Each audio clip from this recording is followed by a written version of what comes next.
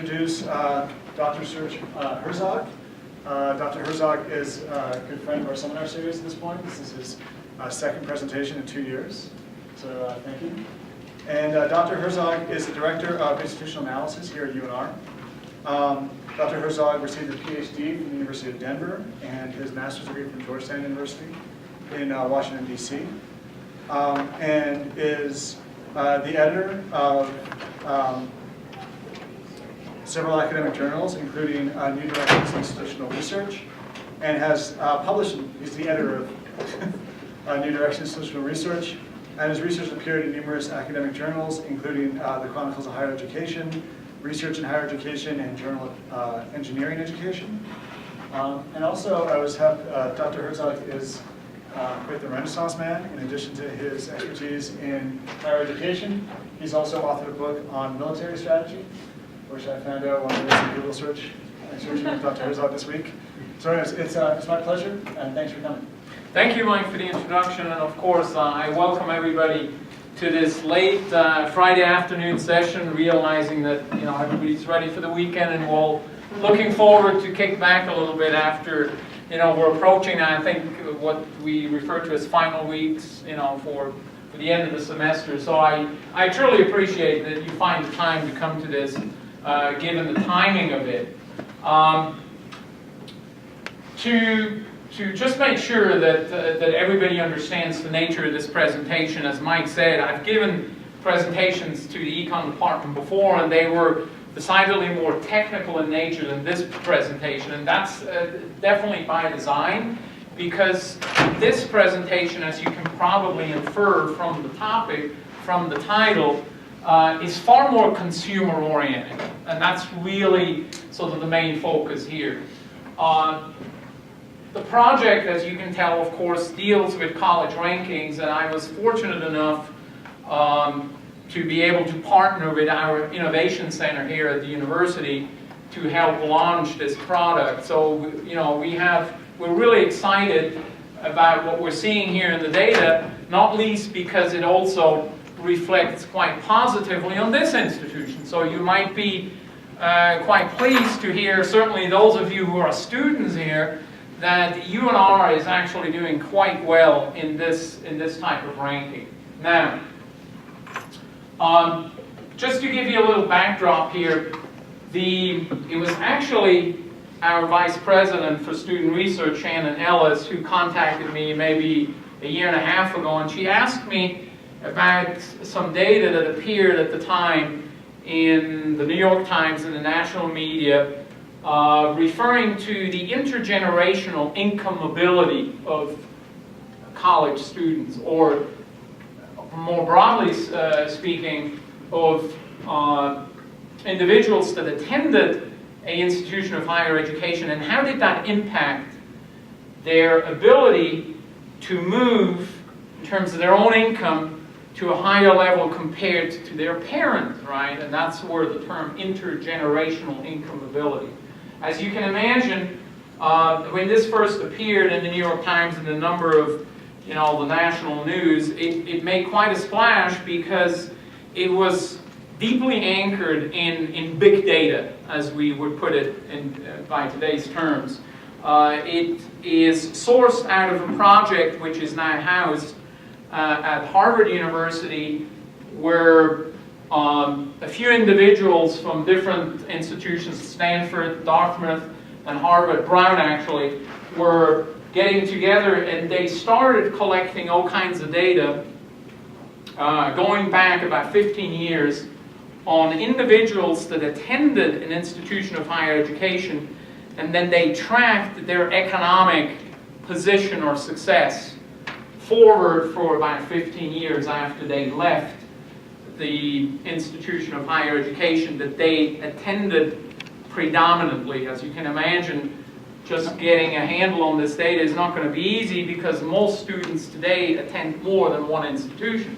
So of course the question always is, well, which institution are you tying your outcomes to? And as it were, they situated this analysis on the institution that was predominantly attended by the individual. And so they had really good records from the National Center of Education Statistics that they combine with records from the IRS. As you can imagine, when we're talking income, how do you get good income data? Well, you really have to go to the source of where income is reported, and where is that, right? We all know that's Internal Revenue Service. You know, Labor Department, there's all kinds of other units out there that collect aggregate data, particularly as it relates to geographic and distributions across country, as well as industries and job classifications.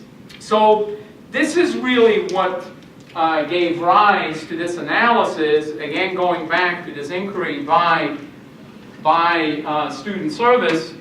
I work at an office whose charge is to support this institution with all kinds of data that is used in decision making. So, you know, when I got this inquiry from student services, of course, you know, I was trying to figure out, well, how can we actually learn from this data? We meaning you and R, right?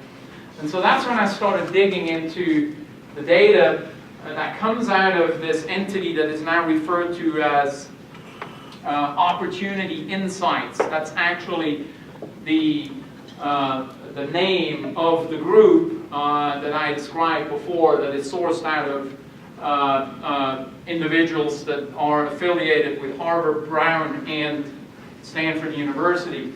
And so when you go online, you can just, you know, Google Opportunity Insight, and you're going to be able to actually access all kinds of data, which is the wonderful thing. I mean, this is all about sharing, you know, the data set so that other researchers can start looking at it and hopefully provide us with greater insights.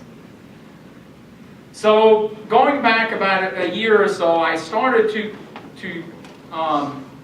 take all this data, combine it with NCS data, combine it with other data, Labor Department and so on, and trying to figure out if there is a way that I can use this data to improve, or at least to inform in other ways, our rankings, college rankings industry. And the reason why I was really interested on the college ranking side of things is because I am sure all of you would readily agree that college rankings have limitations. You know, you'll hear all kinds of criticisms and views on these rankings, yet these rankings don't go away. If anything, they become increasingly more popular. I mean, there's really been an industry now that has mushroomed into all kinds of different directions. It used to start with US News and World Report, you know, many years ago. And of course, when it was still a news magazine, by now, the magazine is gone and US News is essentially just a ranking organization. Now, it isn't just education. They rank just about anything from refrigerators to vacation destinations and what have you, right? But nonetheless, the college ranking industry has really expanded, and many other players have gotten into the game. Times Higher Education of London, it's a huge outfit in terms of resources, data crunching resources. Money Magazine, Forbes Magazine, Forbes organization. A number of research beltway outfits such as the Brookings Institution, and so on. So there's no shortage of rankings out there. But one of the criticisms that you often hear about these rankings is that they're largely input-driven, meaning that they're not really telling us much about the extent to which students actually benefit from attending a given institution as opposed to another institution. So it's very difficult to discern from these rankings whether the rank of the institution is merely a reflection of the kind of students that they enroll, i.e. admit, or whether it's really a reflection of the enrichment that happens when students are at the institution and then they graduate, and then that enrichment has conferred to the student a quote-unquote value added that we can tie to the institution. And so one of the things that we have done, and I'm just going to move to the next slide here. Again, one of the things that we have done is look at these rankings and then try to figure out a way of how we could use this newly available data coming out of these organizations like Opportunity Insights and try to come up with a ranking that will give us a much better sense of, quote-unquote, the value added. And I'll go into the concept of value added in just a minute, but what you're looking at here is the ranking that comes out of the analysis for this ranking, return on investment. And these are the top 20 institutions in the Western region. And as you can see, of course, yes, it's expectedly dominated by California institutions because obviously the bulk of higher ed institutions would be in that state, just giving the population concentration. But you may also be perhaps surprised to see that this kind of ranking doesn't align very well with the ranking that we would see in, say, US News and World Report or Forbes. The main difference here is that you're seeing here institutions that perhaps to some folks may appear rather obscure. I'm seeing if I have a pointer here. Oh, there we go. No.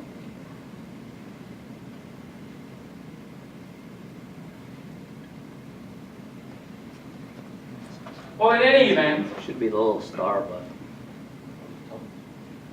Oh, there we go. I'm sorry. You're right.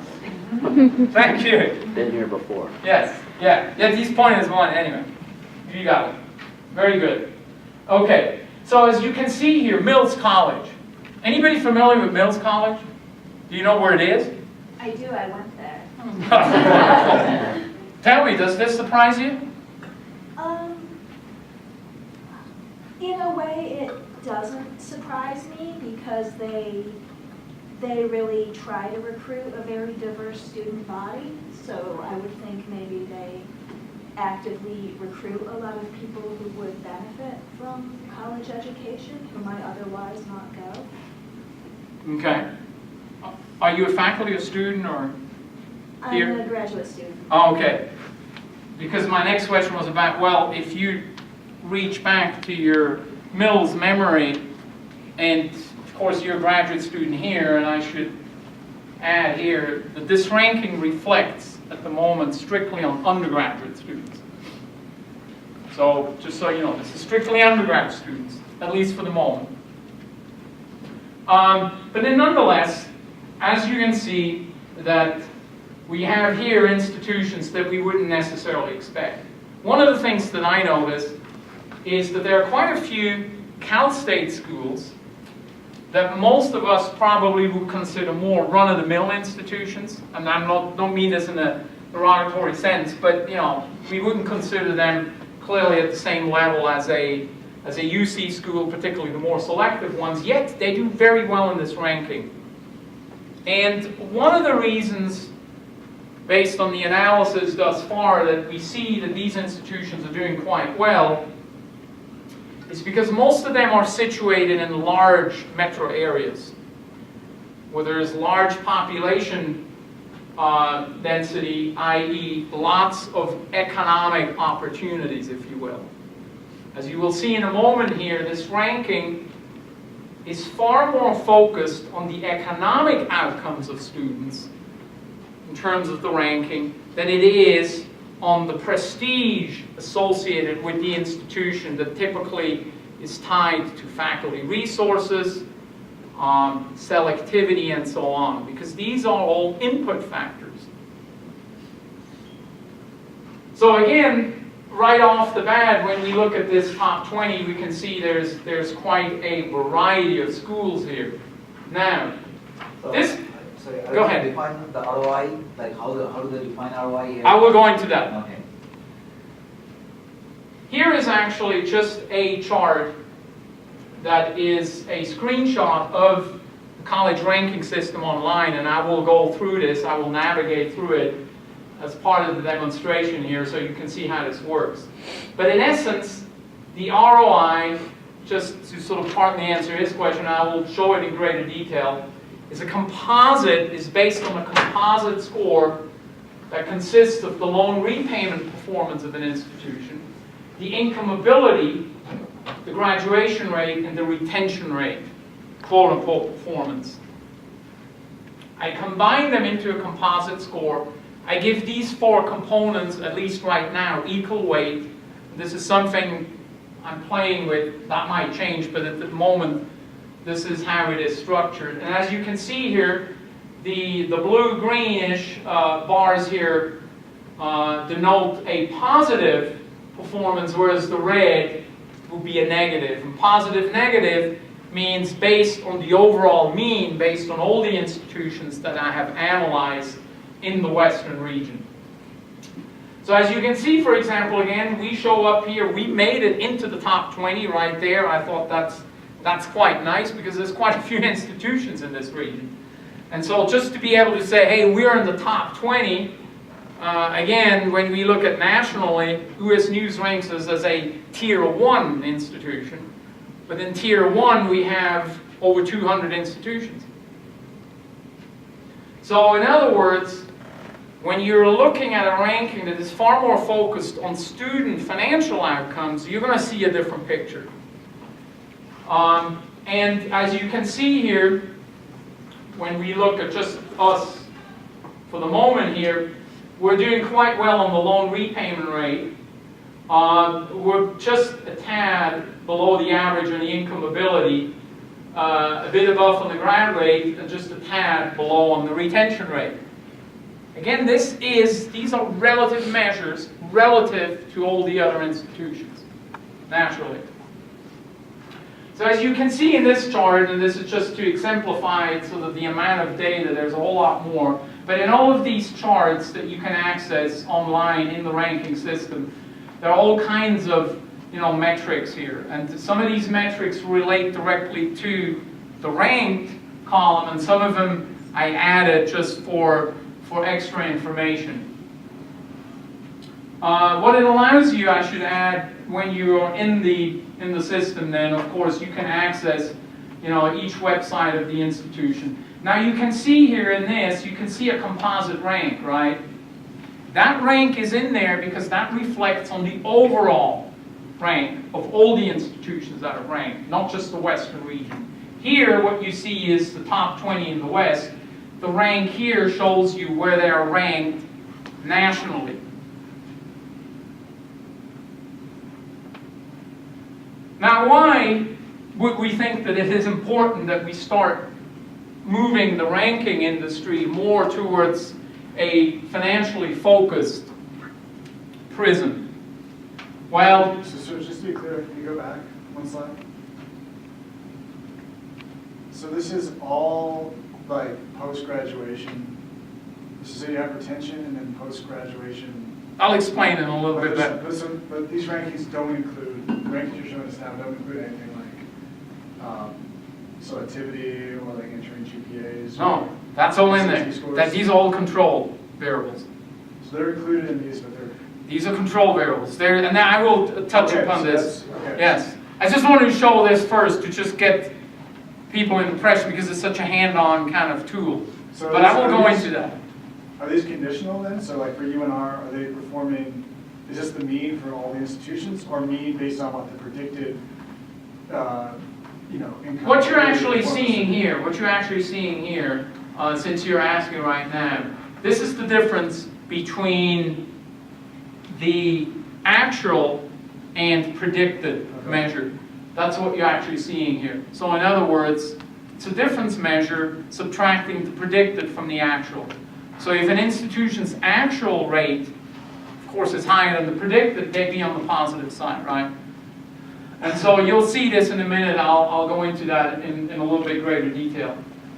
But I'm just pulling this up because, of course, finances, I would hope, should become far more important in these rankings. And that's really the problem with the rankings that are out there. If we just look at, I think by now we're probably all familiar, certainly the economists in the room, $1.46 trillion, that's at the end of last year. That's at the end of December of 2018, and of course it's going up. And next to mortgage debt, this is the highest debt the person on average will experience is associated with going to college. At the same time, I'm just putting up here some bullets that I think are pretty self-evident here. And again, as I said earlier on, the big problem with the current rankings is that they're not value-added, they're not input adjusted for the most part. And of course, again, what we're doing here is we're making the ranking conditional on the inputs that we can actually observe, of course, that we empirically can include in the ranking. So, value-added. What is the current state of value-added? Value-added being the difference between what we would predict and what actually happens, and then, of course, decompose that what we statistically refer to as an error term into what we can allocate to an institution as opposed to that which we don't know. Quick question. So, of course, like there are not public rankings, but there are a bunch of papers that does this after confirming for selection. Yes, there's papers, but there's no... Let me just go through this and I'll show you where the current state is. These are, and of course there might be all kinds of other more obscure rankings, but in terms of the public national rankings that most people are aware of, these are sort of the biggest ones in terms of distribution and attention that you see in the press. US News, Washington Monthly, Money Magazine, Times Higher Ed, and then again this college ROI that I'm presenting here. Now, first off, these percentages here represent the amount of the total ranking that is due to a value-added measure. Okay? In US News, that 8% comes from their graduation rate prediction. And they use the same mechanisms. In fact, all of these use the same mechanisms in terms of actual versus predicted. But as you can see here, these percentages in the current rankings are still very small. Even the Times Higher Ed, which in terms of resources is probably the largest organization because they do global rankings, probably more so than, I mean, US News does too, but Times Higher Ed by now is probably the #1 global ranking organization. Even they only allocate 19% for their US edition, which only looks at US institutions. Only 19% actually of their total rank is tied to a value-added measure. More importantly, when we actually look at what the model behind it, the model that underpins these rankings, what is actually explained in terms of the variation in the outcomes, I could only find the Washington Monthly showing us a transparent figure.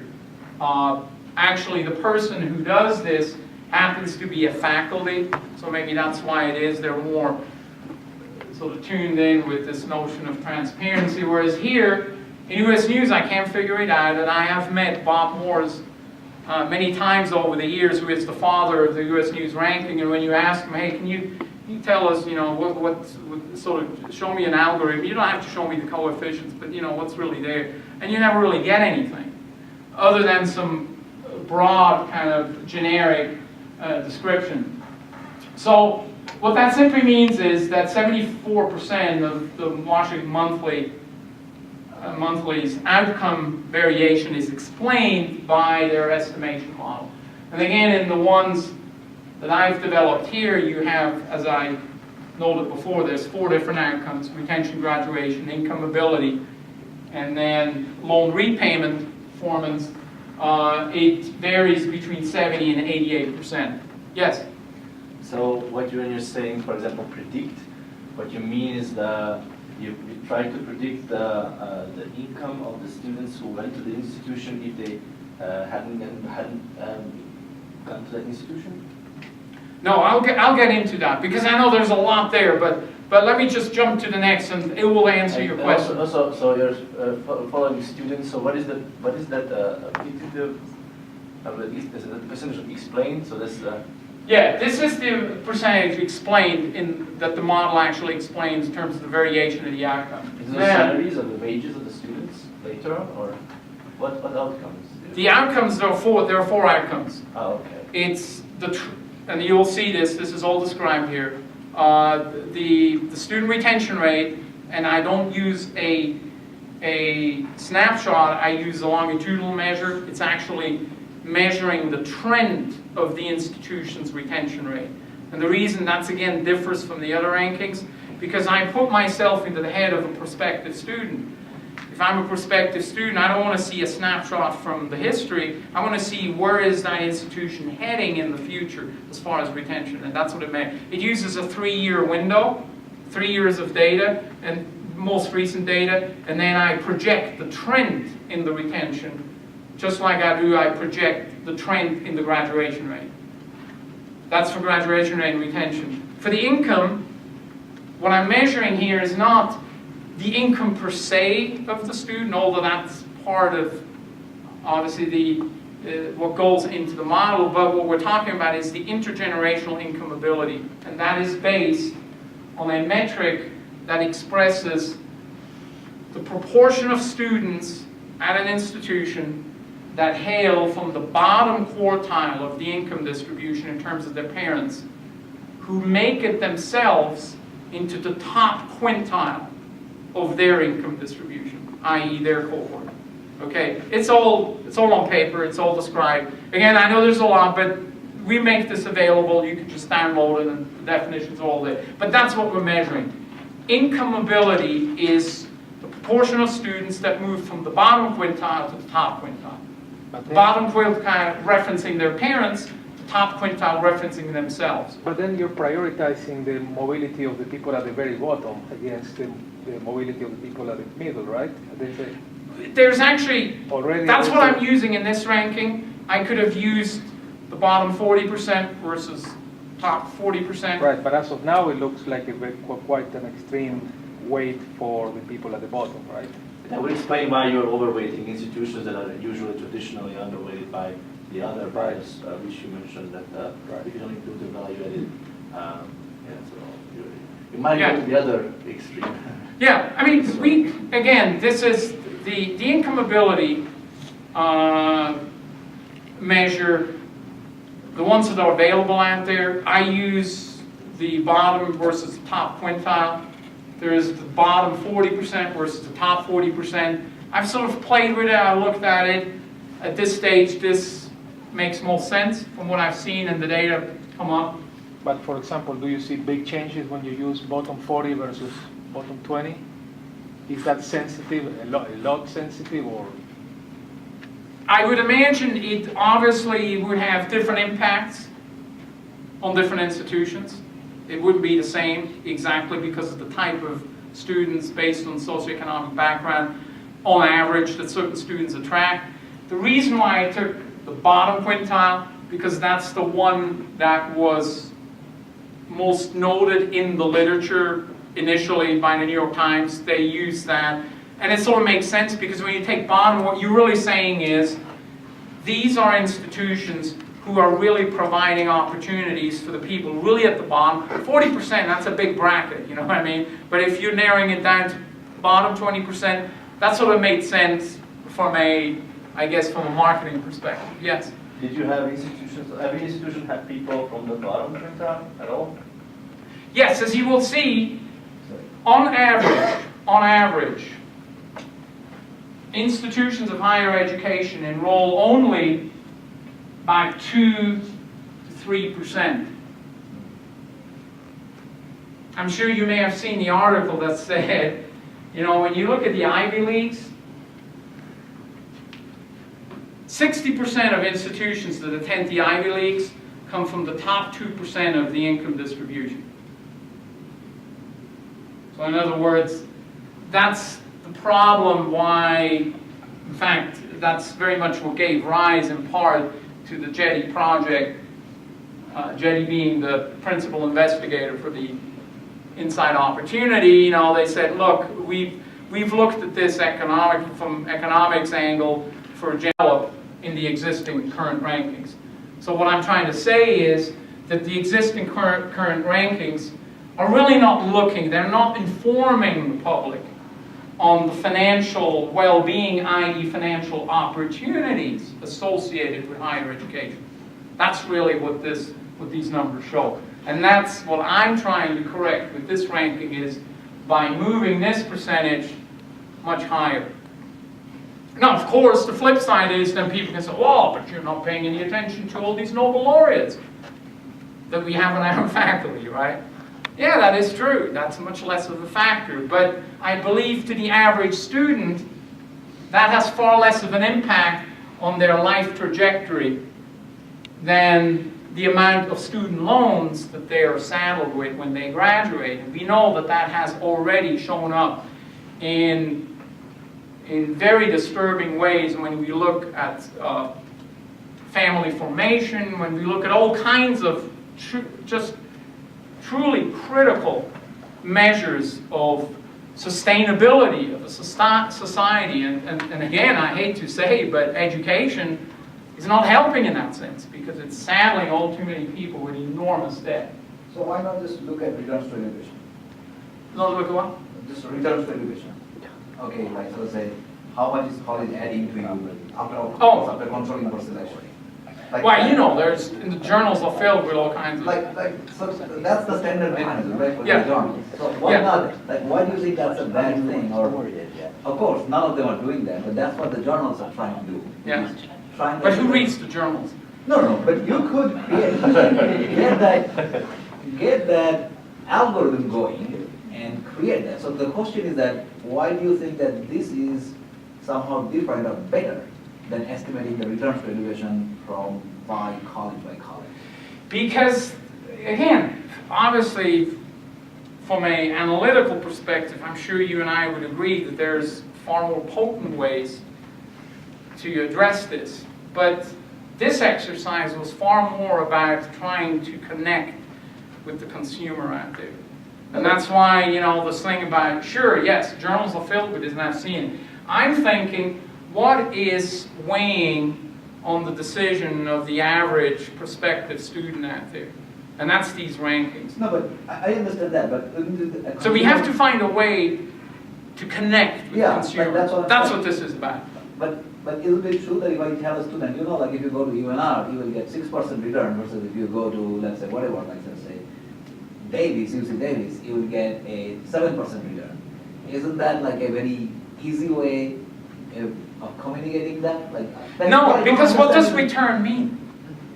Return means how much your wage is increasing for a year of education. But that's not what you even see in the journals. That's really what you see. Because you see, this is different, and the way this is, it's different in the way that it's far more focused on outcomes that the average person can relate to. Why am I not looking just strictly at income? Why? Because income is a relative term. It means different things to different people. But intergenerational movement, that's very personal. Because now you're telling me, oh, compared to my parents, my dad, this is how I'm going to fare. Well, everybody knows their parents, right? That's what this is about. That's why I'm deliberately trying to get away just from the scholarship. You and I can talk scholarship ad nauseum, but this is not what this is about. This is about, yes, go ahead. I'm the lead recruiter for the College of Liberal Arts. This is exactly what we need. So I want to go back to the beginning of the individual to provide the context of Shannon Ellis asking the question, and this is the #1 question that we do get asked by parents and particularly Gen Z students.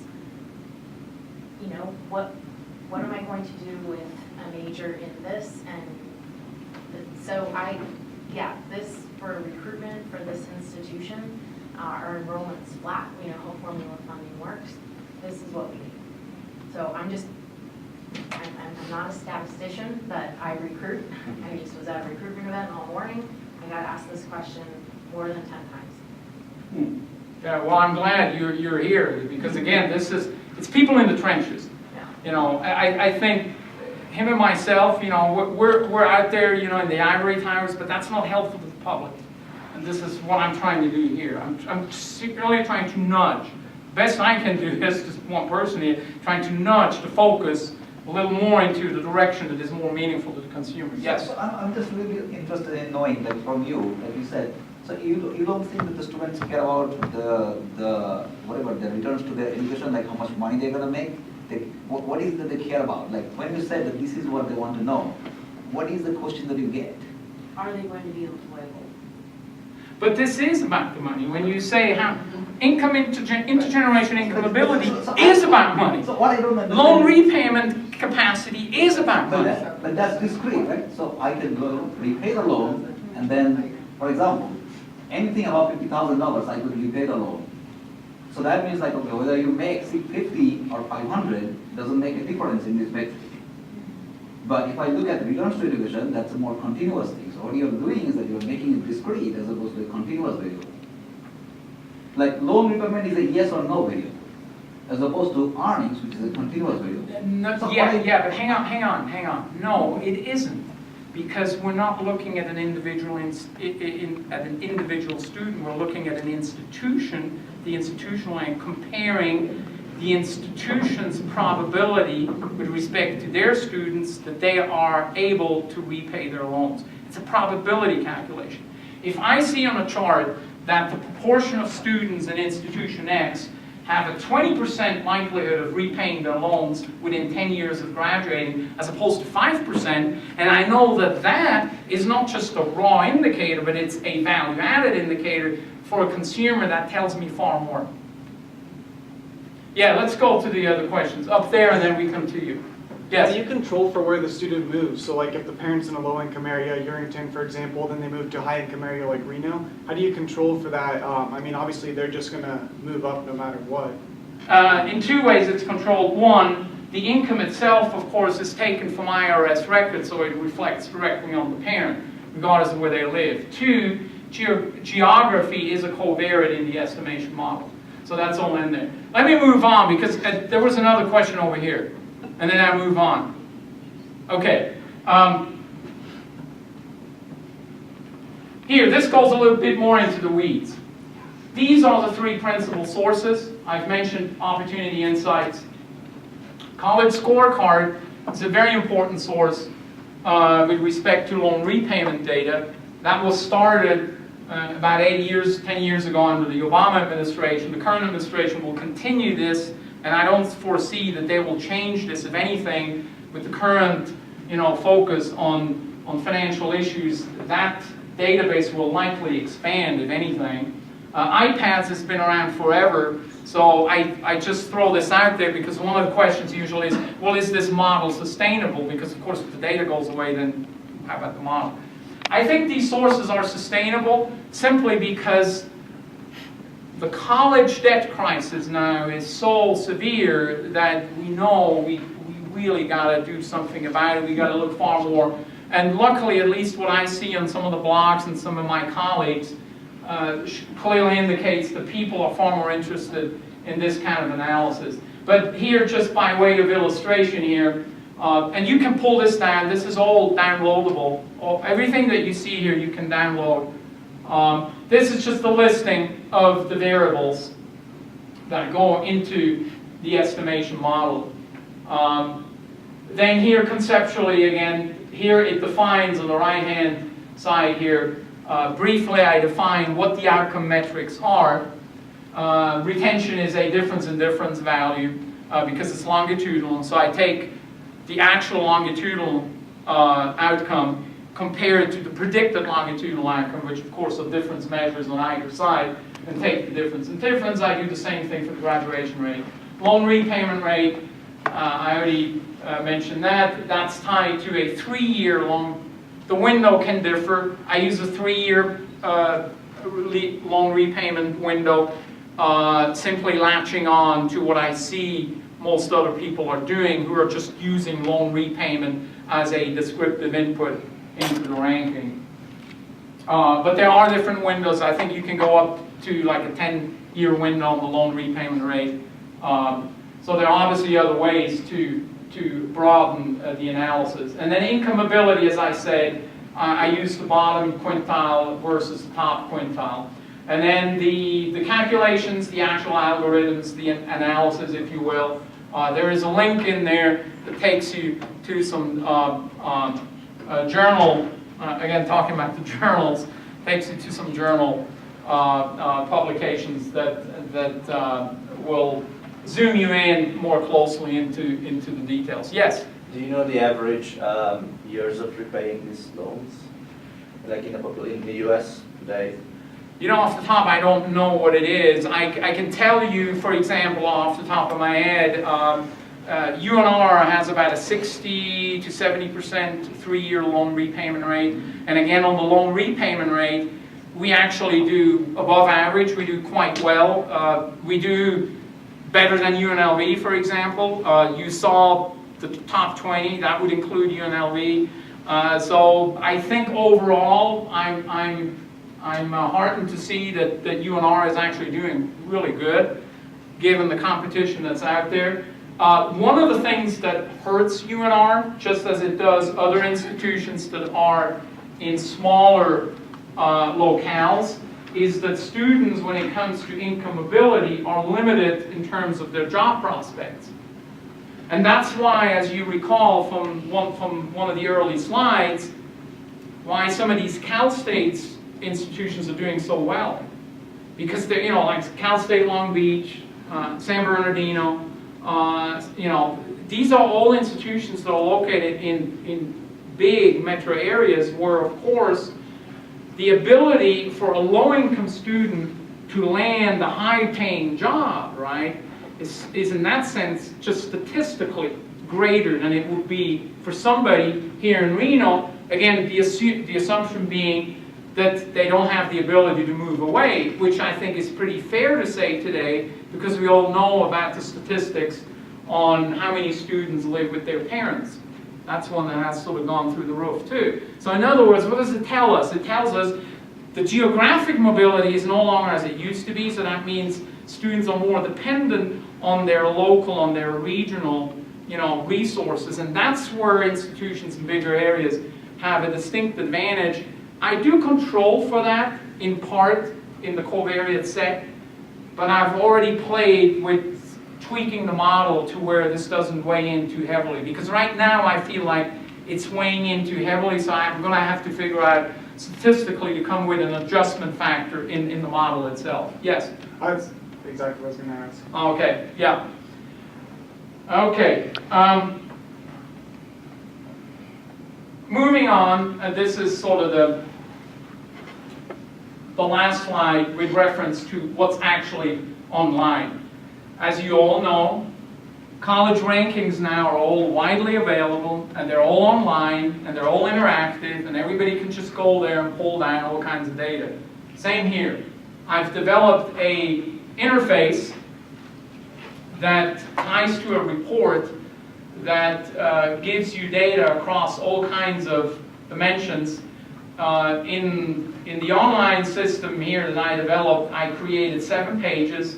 The first page listing various top-ranked groupings. The first one here that I showed you is the top 20 in the West. There's the top 100 overall. There's the top research institutions, the top minority-serving institutions, the top institutions in large cities, top institutions in small towns. And of course, I can expand that, but right now, that's what I have out there. I have to tell you, I'm very much grateful for the support I get from our marketing department. Luckily, these folks are right next to me physically in terms of my office space. So they're helping me because, again, the bottom line is that this is whistling in the wind unless the public can connect to it. And of course, that's where packaging comes in. So I don't have much to do with some of the visuals here. Marketing says, hey, you've got to use this color or that color. Anyway, there's a lot of the packaging that goes on here. That's what I'm trying to say. That is certainly not my forte. But the overall structure here that you see, I just developed all this, but marketing is now moving more and more into the game as we move forward. Obviously, most of what you see here is sort of what I created, but now we're at the stage where we're paying more and more attention to the marketing side of things. So anyway, 7 dashboards with institutions. As you can see, it varies here. And it simply varies because of availability of data. As you can see here, on the composite rank, expectedly we would see the smallest number of institutions because that's where the data demand is the greatest. But nonetheless, I've also provided some pages. There's one, financial details, that encompasses quite a large proportion of the higher ed environment in this country.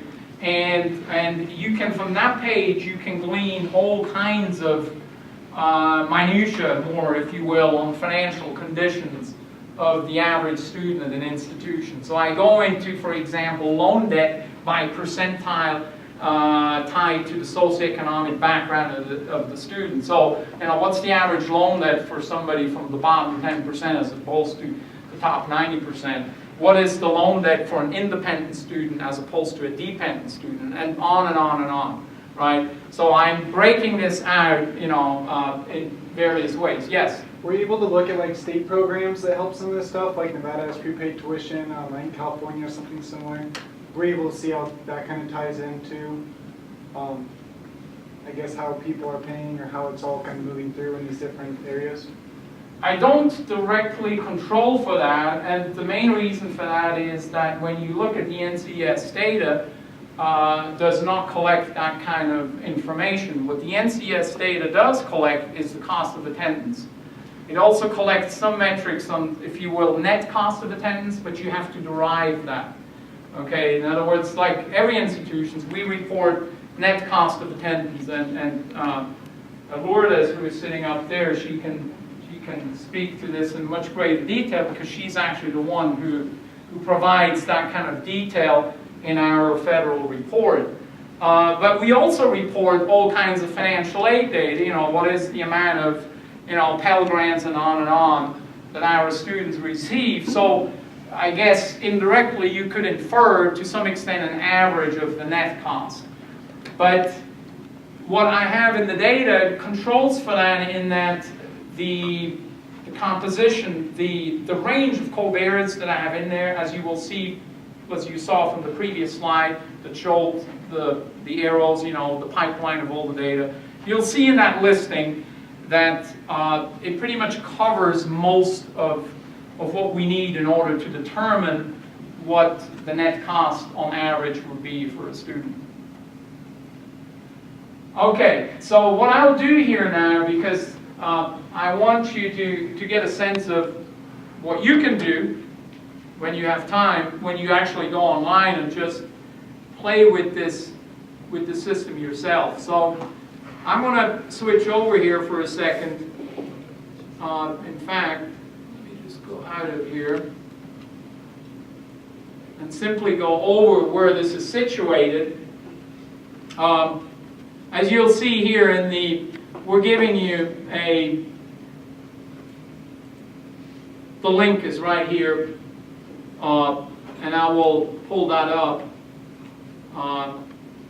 after showing you how it looks here on the website. It's a link that takes you directly to this page. On this page here you can see an introduction. This is sort of, if you will, the literature review quasi. Obviously this is just an online web page, nothing more. But it sort of gives you various links to other resources to underpin empirically, if you will, the limitations of the current ranking industry with respect to the paucity of financial focused data when it comes to the student outcomes.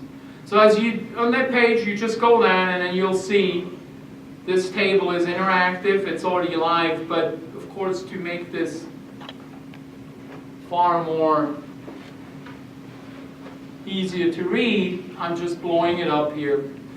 So as you move your cursor over the table here, you can see an extra window here And in fact, what I'm going to do here is to explain this. Let me just pull up UNR because I think it's easier for us to relate when we look at UNR. So I'm just going to click on the top 20. And as you can see here, I'm just going to highlight UNR. And now in this little box here, maybe it's a little too small for people in the back. Again, when you sit in front of your screen, you should be able to read it easily. But what I've done here is I have decomposed the various metrics that go into the overall rank so we can understand, in which area does an institution underperform or overperform, relatively speaking, to its competitors. And as you can see here for UNR, we're doing really well, quite well, on the loan repayment rate. These are standard deviations. So a 0.6 standard deviation, that probably puts you somewhere in the 75 percentile, right?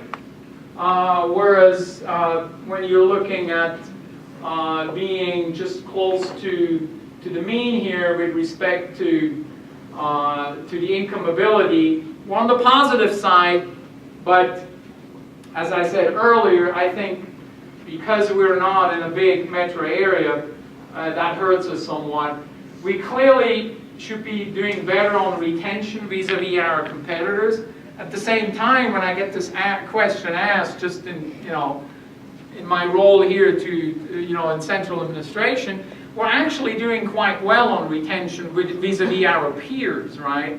And so we think that where we need to improve is more on the graduation rate. But remember, this is not actual, this is the value-added measure. This is how well we're doing given the kind of resources, the kind of students we have, and so on.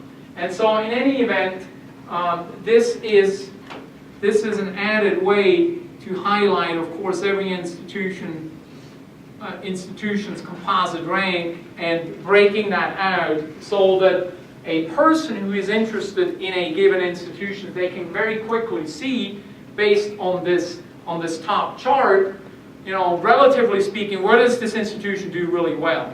And where do they do not so well, given these 4 outcomes that we're studying here? Then, as you can go up here, we're in the top 20, you can just click on one of these links up here. This is now putting us over onto the second page where you see the composite rank in total. And if I just, right now, the default is always set, of course, in alphabetical order. If I just want to know what is the rank, then I can just click on that and I can see which ones are the top institutions. And as you can see, when you click in descending order from the top down, then the page pretty much turns green, right? Why? Because obviously these institutions are all doing better than what they're expected to do across pretty much every one of the 4 outcome measures.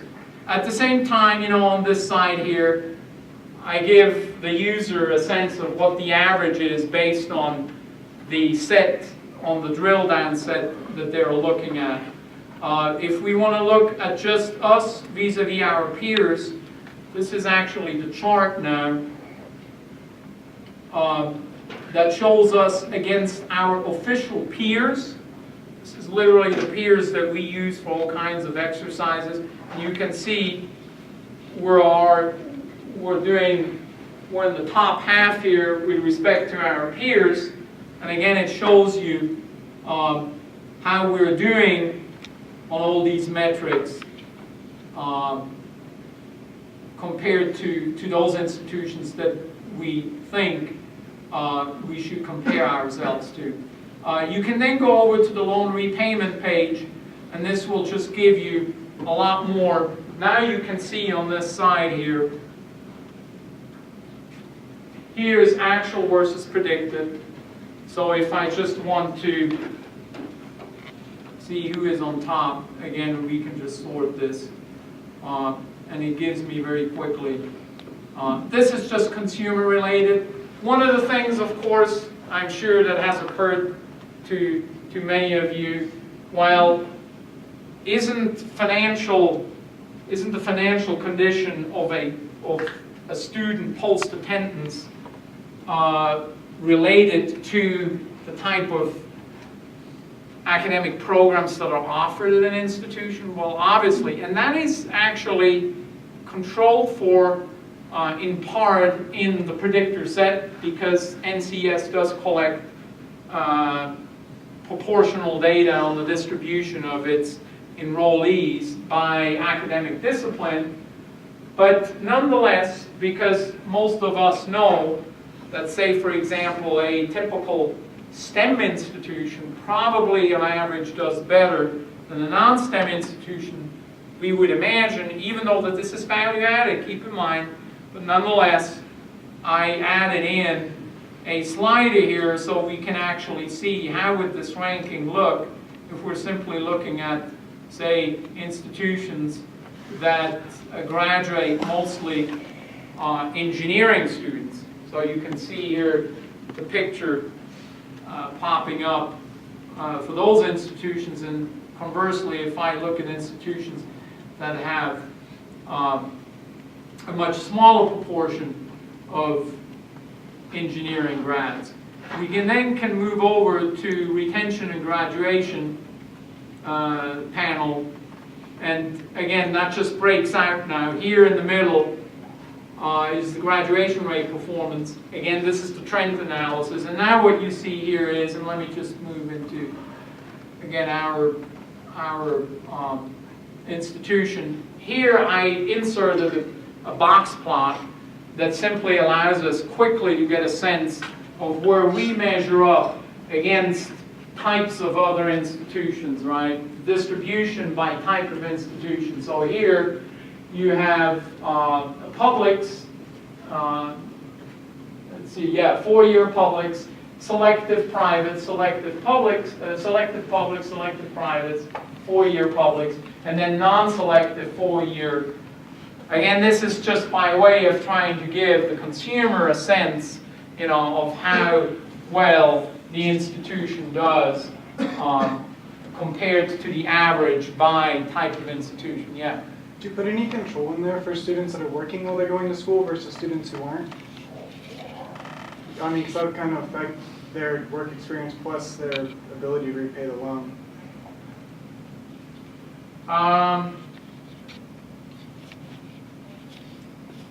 You know, there's a lot of variables in there in the covariate set. I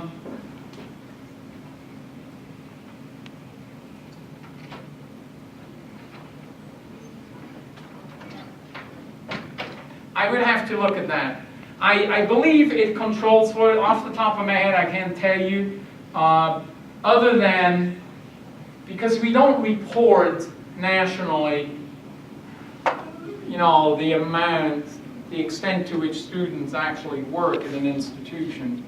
We have that data locally here, but I wouldn't have it for other institutions because it's just not reported. However, what we do know is, from research, this is true both for UNR and for institutions in general, on average, students that are working part-time, usually no more than 20 hours, are actually better off, on average, than students that are not working at all.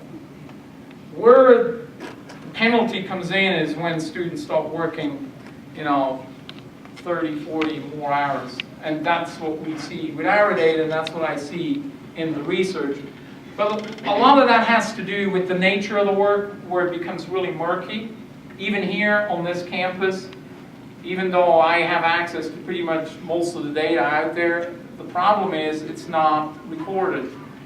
I know, I can tell if a student is paid out of a university account, and I can see the account, but that doesn't tell me what they're actually doing. Well, could you take like IRS data as far as the students? Because then students have to report that they're obviously earning an income. You could kind of use that as a basis of they're working 20 hours or less, they're in the 10,000 or less, and could you kind of control it that way? Well, no, we couldn't, because, I mean, we couldn't, because we couldn't get access to the IRS records.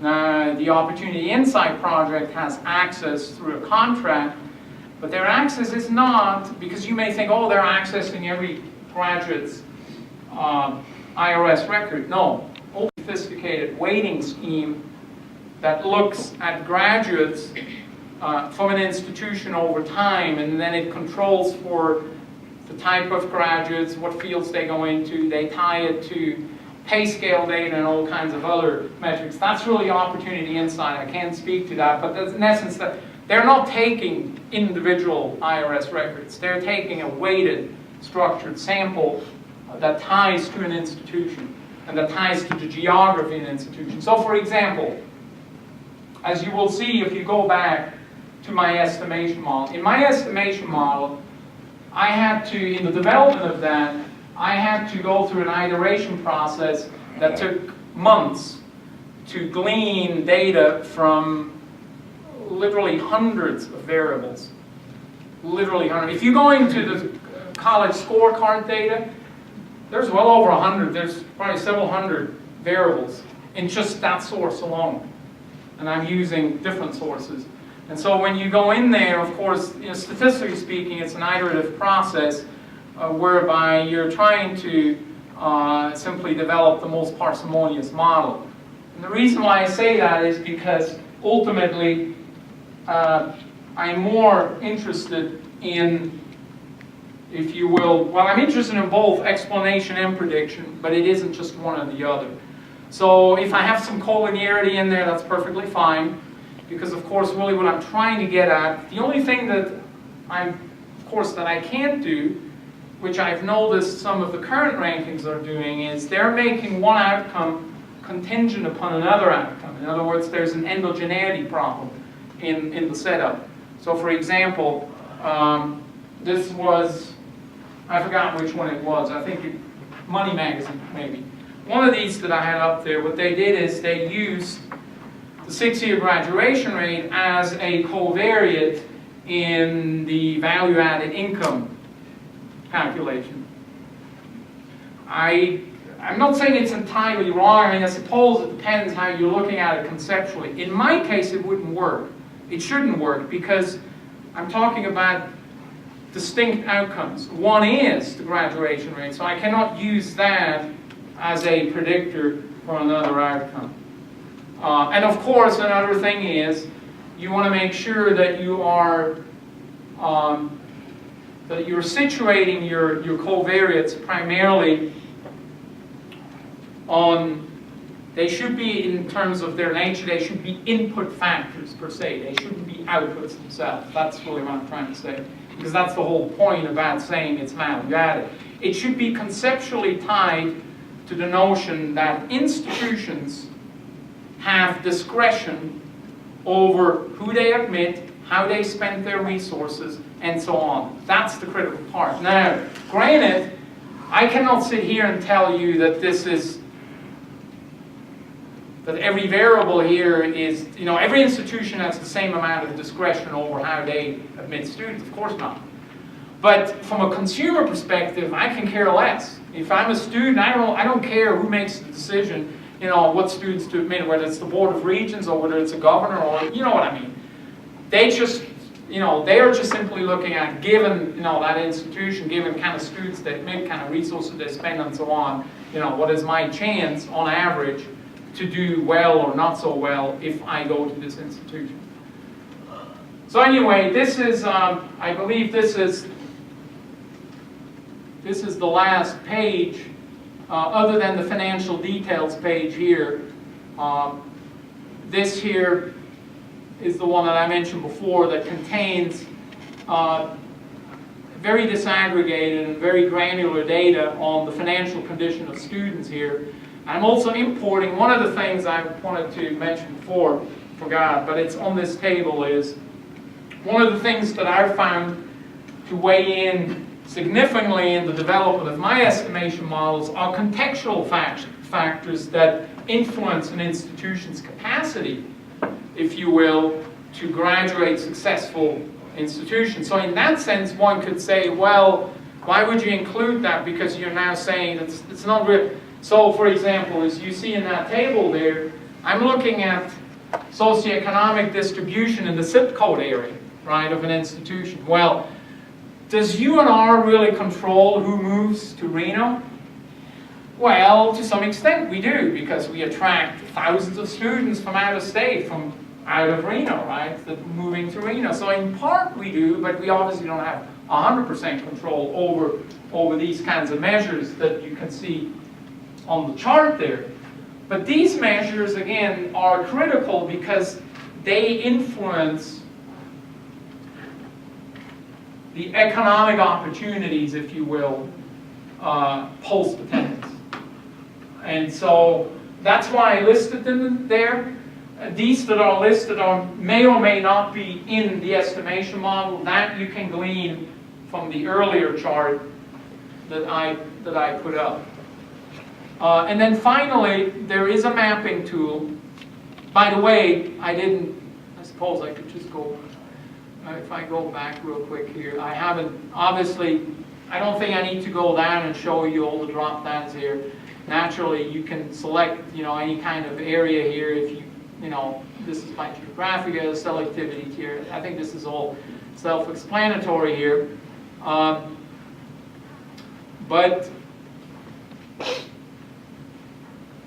here's just an extra tool. Obviously, I'm latching on to what I see out there, and believe me, this can be improved, I know, by all the marketing folks. This can be repackaged to make it look, slicker, I'm sure. But here again, what I've tried to do is, it's all sort of with the intention to provide information, useful information to the consumer. So here is our Nevada peers. Well, what does this mean here when I look at these, these circles here? Well, the size of the circle itself, the size of the circle indicates how well the institution does, based on the metric that is selected up here. So right now I'm looking at graduation rate performance, and as you can see, we're doing better than UNLV. We're doing maybe almost as good as Davis, maybe not as good. We're clearly not doing as well as Utah State. They do quite well. But we're doing better than Arizona, and so on. If I want to look at loan repayment, I just click here to get the same impression. If I want to, obviously, just reset this, and then maybe I'm just interested in a certain type of institution here. I'm thinking, let's look at tribal colleges. Do we have any? You see, here we don't actually have any. We don't have any data for tribal colleges, but as you can see, the point being here that one of the things, certainly I would imagine, let's look at Nevada here to get a little sense of what we have for our state, and there you can see. This is for the graduation rate performance. If you look at retention, loan repayment, okay, interesting, we see far more institutions. Obviously, if we want to blow this up, we can do so right here. And again, the tooltips are just designed to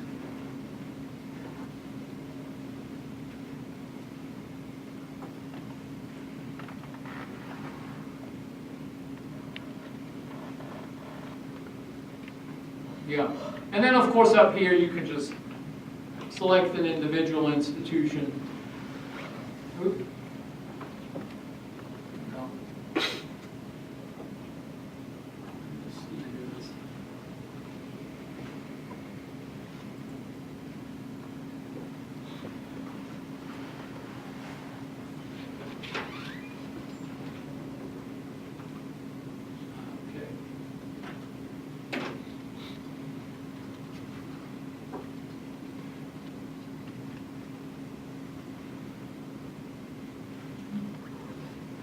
Only Vegas, huh? Tricky. We are in here. Anyhow, I think you see the, so then the links here, data glossary. This will help you answer some of the more, again, technical questions and definitions on what is actually being measured here. Similarly, there is a methodology section right here, as you have seen before, that you can play with.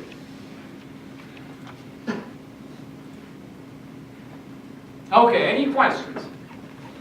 I see we're getting down to the wire. Yes? So once again, so unless most of your consumers, of your targets, are in the bottom part of the income distribution, I don't think it's very appealing to tell them that the metric that you use for that will simply imply a relatively high probability of moving up to the top quintile if you start from the bottom, because most of your consumers are going to be middle class, right? So another metric, if you really want to persuade your typical customer, so to speak, Yes. and use it as a marketing tool, then you should focus on some measure of the average. And I think The that's middle quartile. the middle quartile, right? Yes, yes, and that can be done. The good thing is that data is in the database. I have just used this because that's the one that really echoed in the media. And as you know, the reason why, because in terms of priority, the biggest concern with higher education is access for low-income students, right? Most of us would agree with that. That's why I put this in, because I'm thinking more to popularize this. But your point is well taken, absolutely. And for marketing, we could be Correct. pretty sneaky, right? Yes. So that we Yeah. could use the Yeah. middle quartile Absolutely. for the middle class, the bottom for the bottom. Yes. Yeah, I'm already playing with some other things to add to this that relate more to the consumer taste of the student.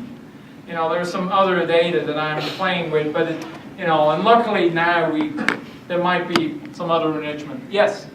So I understand that you want to have nice charts, but another the danger of basically getting your outcome variable from 2-3% of your population is that potentially the standard errors are really big. I don't know. I mean, at least you need to check. I think to be able to provide information to public that's meaningful, how big your standard errors are on these bars, because I'm afraid. I don't know. I'm afraid that because you're using that specific measure, it's going to be maybe too big. And maybe the differences that you can see because of that comes from sampling volume. That's again potentially more worrisome, because if you think about it, if you're an urban college and you're using this marketing app, you have much more low-income people around you, and you can be selective among that pool. Whether if you have a quota of admitting people low-income, I don't know, in a less, I don't know, negatively affected area, but economically, then you don't have selection, and then you might artificially, for example, because of this, include some bias in your estimates. But that was one thing, two things that I think I really missed here. Third is an interpretation. As I understand, these are all value-added, those parts, right? Those are value-added measures. Value-added measures. Yes, these are the difference measures. Absolutely. Yeah. So, I mean, if you want to be doing this as a marketing tool, on the other hand, when I decide whether I go to college A or college B, Yeah. I mean, what you're measuring is very informative for us who work here. Correct. Whether we are doing a good job. Yeah, I already know. What you're going to say is turn this into normalized values and all this. Absolutely. No. What I mean is that when I'm choosing, I live in San Francisco. Yeah. When I live in Berkeley, I go to Berkeley, not just the college. I do choose the package. I do Yeah. choose the resources. So Yeah. what you're taking out, but part of the variation. If you really want to appeal to the consumer, it should be an informative website for the consumer. Unfortunately, some of them has to be left in, because the consumer doesn't choose at this point only me as a professor here. They're also choosing, oh, I live next to Lake Tower. Yeah. Well, no, you're absolutely right. But you see, that's the thing. I mean, that's by design. I did not want to just replicate what's already out there. Oh, I see.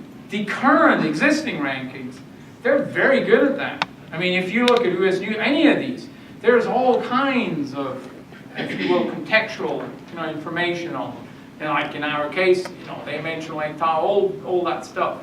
That is what I was trying to get away from. I was trying to produce something that is decidedly more anchored just on the financial condition, post-attendance of the institution. And I should add, just to be sure that people don't think that this is only relevant to a student who has actually graduated. No, these outcome measures include both students that have graduated as well as those that simply have attended.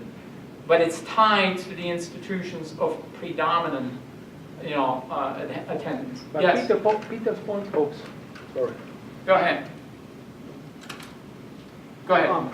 Could you use it as a tool to actually see, so like UNR does job fairs and stuff, could you use it as a tool to compare it to another college that maybe doesn't do job fairs?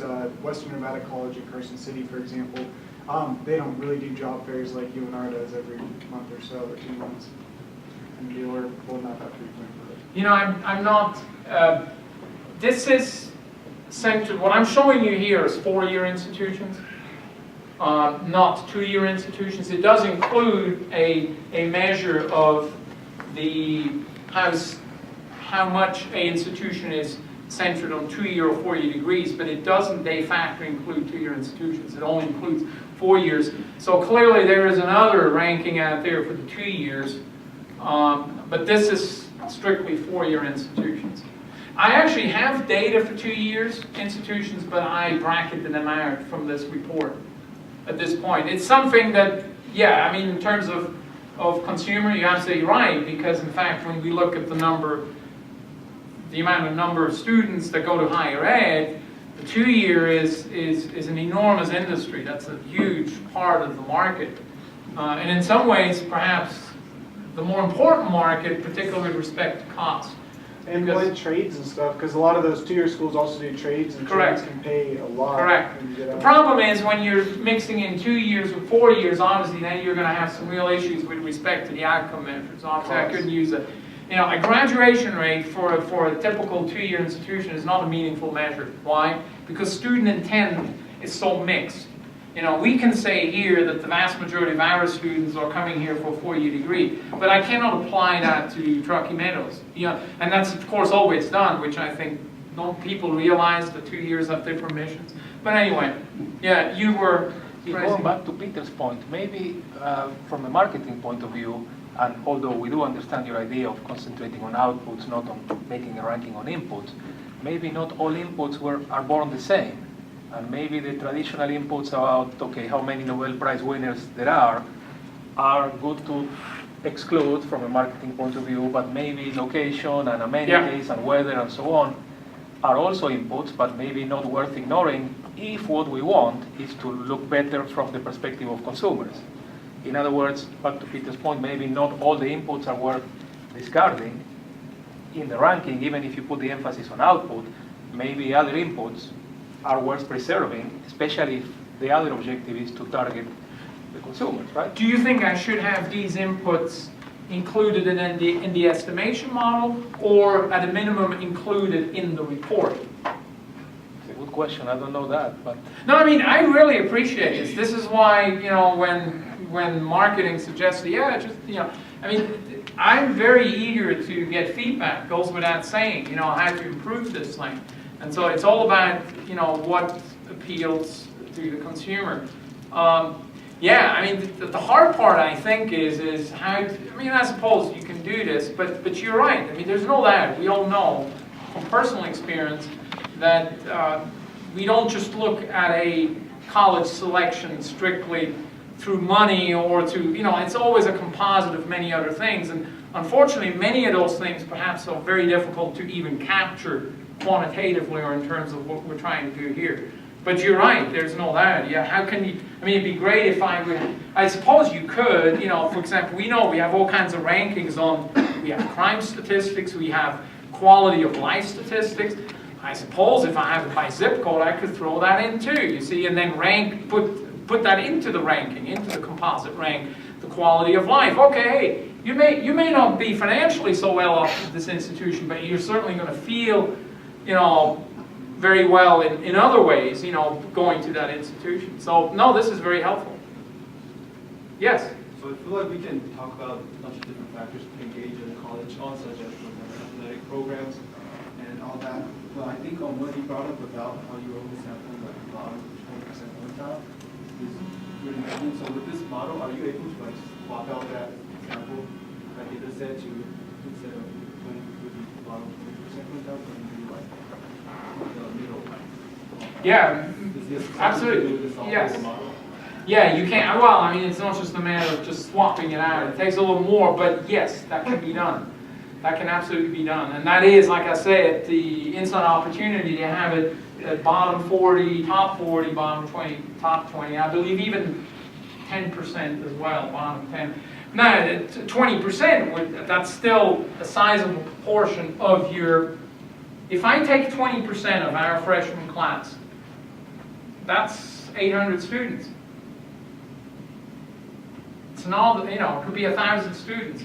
So now you aggregate that, of course, over time, then you're talking quite a few students here that you're actually looking at in that particular metric.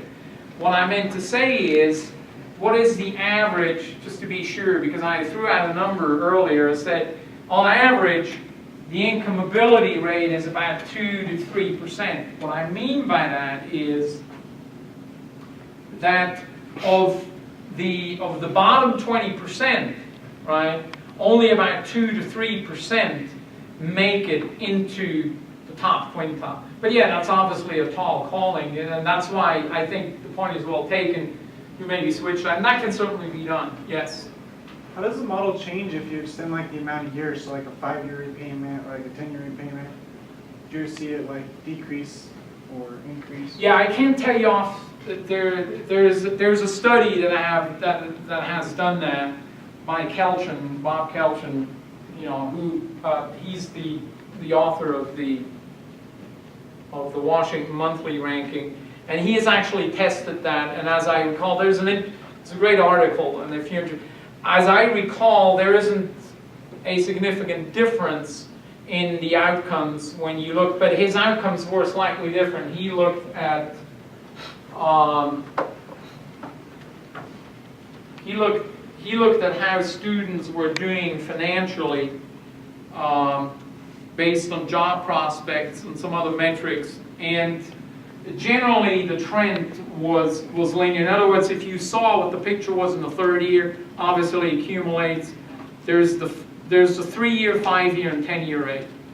It's not a huge difference, but there's some difference, and I would imagine obviously it would likely change some of the rankings here too. Does it decrease the strength of your variables though? It's like if you extend it to 5 years. That's a good question. In the absence of having it tested, I couldn't tell you. I mean, that's one thing again, because right now I've just latched on to these outcomes, again, based on what I have seen being thrown around in the national media mostly. So when they talk about the 3-year, for example, is the one that Kelchin uses, that has been most widely cited as the 3-year.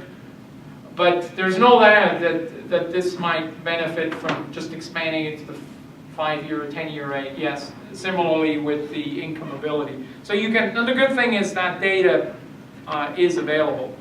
I don't think it makes fundamentally a big difference. It probably, at the individual school level, it probably does, but overall, probably, I would think these differences are more marginal.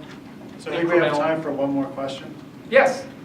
I won't make a question, I'll just make a comment. So I have 2 17-year-old girls who just made their choice last week. So we just went through this whole process for a whole year. So I commend you for adding another variable into the equation that you try to use when picking a college. And then for all you rational economists, what you really need to try to figure out is what goes on in the mind of a 17-year-old girl picking a college. And you're probably not going to be able to predict it with a regression equation because it's a compilation of We don't do thousands psychology, of we are in economics. Right. But this is a nice another data point to add to all the stuff that's out there and all the things that you read because it's an enormously complicated decision problem. Yeah, well, I appreciate that. And again, I mean, it truly is. It's very humbling when you start doing this research because you simply see, hey, is it even, you know, obviously just like most things, there's an enormous amount of information already out there. And it's really just a matter of tweaking it, and that's how I look at it. I'm looking at it, is there a way that we can nudge the focus a little bit? Because I think, again, as earlier comments, I think, made quite well, is that it's not a matter of just looking at financials, because just like in your comment, a 17-year-old, right? I mean, are they thinking about, you know, their financial conditions No. 10 years down the road? I didn't, most people wouldn't, so yeah. A lot of what they're thinking about is what their friends are telling them that they should think about, and how that's influencing them, and blah, blah, blah, Exactly blah, it. blah. Yeah, so it's a tall order. I mean, this is why, of course, you know, you think, why are we faced with a $1.5 trillion student debt, right? I mean, where did this come from? And I think in part it comes from that, you know, an 18-year-old isn't going to be concerned about this. They're not risk averse. You know what I mean? They're gladly piling up on all this debt because, again, I mean, at that age. Jim, that's why we make these nice new buildings. All right. So anyhow, I'm going to pull up just, you know, I said that if you wish to just look at the, I had the URL here. It's all there, most of it that I covered here. All right, well, let's give Dr. Herzog